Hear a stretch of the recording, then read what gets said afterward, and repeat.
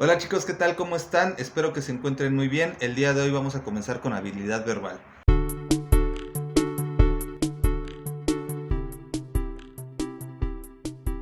La habilidad verbal es la capacidad de utilizar y comprender el lenguaje y además de utilizar los conceptos y las ideas. En la medida como nosotros utilicemos estos conceptos e ideas, los relacionemos y comprendamos el lenguaje, la comunicación va a ser más efectiva con los individuos que nos están rodeando. Es muy importante que para que desarrollemos esta habilidad de comunicarnos con el resto de los individuos, pues tengamos una buena comprensión lectora y ampliemos nuestro vocabulario. Por lo tanto, podemos decir que la habilidad verbal se divide principalmente en dos grandes habilidades: la comprensión lectora y el dominio del vocabulario.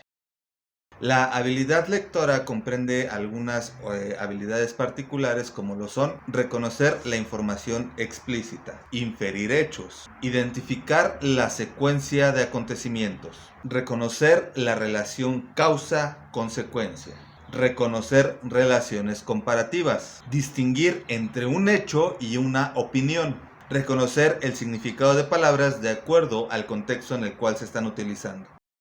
Nosotros podemos definir a la habilidad lectora como la capacidad de comprender y analizar una lectura. Además de eso, pues tratar de darle un significado a lo que está escrito. Como ustedes sabrán, los textos no nada más nos sirven para poder comprender lo que el autor quiso decir, sino que además los textos tienen datos o pueden tener datos muy concretos, decirnos cifras, decirnos fechas, decirnos nombres en concreto. Dentro de un texto también podemos identificar ideas originales, ideas secundarias, y a partir de estas también poder identificar alguna conclusión que el autor nos ha querido mostrar.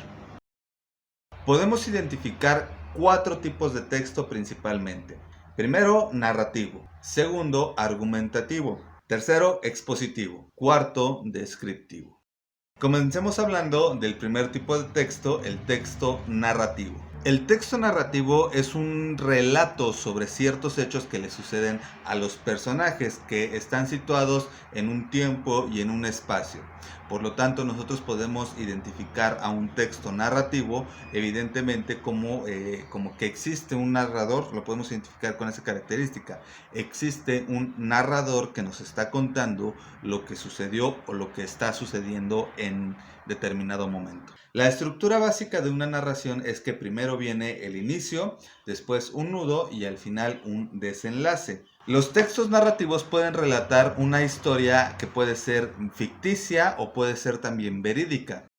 Otro tipo de textos son los textos descriptivos. Pueden darnos información sobre un objeto o un suceso que aconteció o que está aconteciendo. Básicamente, los textos descriptivos tratan de desmenuzar una totalidad. Puede ser un objeto o puede ser, como les mencionaba, un suceso. Lo hacen a través de ir mencionando características particulares del objeto o del suceso en cuestión. La descripción no resulta nada más una enumeración de características o hechos, sino que existe o debe de existir una relación entre cada uno de los componentes. Se dice entonces cómo un componente se relaciona con otro, cuáles son las características y por qué existe esa relación.